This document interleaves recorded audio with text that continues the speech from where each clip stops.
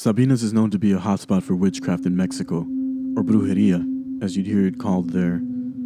Growing up, my parents would warn me about the evil brujas out to steal children's souls. It was common to hear things like, they don't age, they stay young forever, they feed on children and shapeshift into owls. I'd usually dismiss all of these as mere urban legend.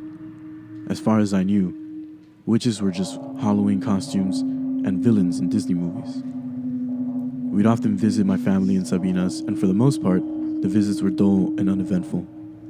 We'd sit with Mama Elda and her friend, Amelia, and pass the time playing loteria and drinking hot chocolate. One night, Amelia returned from her evening stroll and said, "Elda, I saw a lechuza. I yelled at it to see if what you said was true." "Estás bien pendeja," Mama Elda replies. "A ver, girls, time to go to bed. Shut your windows and say your prayers. Amelia, come with me." The story goes, if you hear or see a lechuza, it's best to mind your business.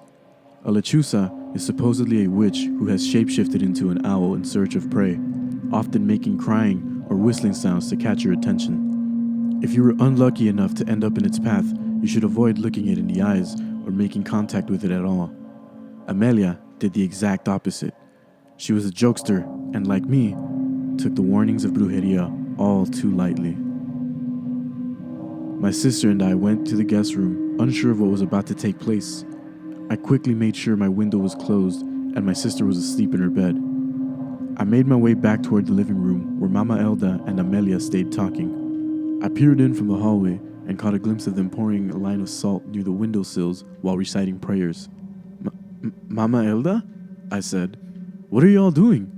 "Mija, I thought I told you and your sister to go to bed," she replied. Quickly, she turned back towards Amelia, who paused what she was doing, staring directly out of the window. "Elda, there's dozens of them." I was just tall enough to peer through the window.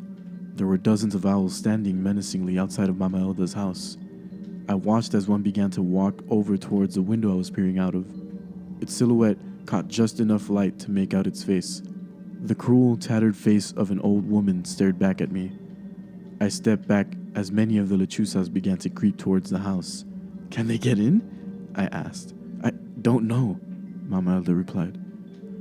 We heard a loud crash. Amelia was screaming, frozen with fear. The sound became so loud, it drowned out everything else and made it impossible to focus on anything. The window was broken, and I could faintly make out something grabbing onto Amelia's shirt. It was a talon. Another shattering of glass was heard. The face of an angry old woman gnashed at Amelia, screeching as it attempted to bite her. Amelia was able to shake loose. "Leave me alone!" she yelled. "Please!" The screaming stopped. There was a fluttering of feathers heard, but after that, silence.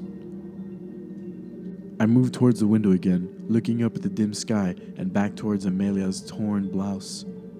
An evil cackle echoed through the night.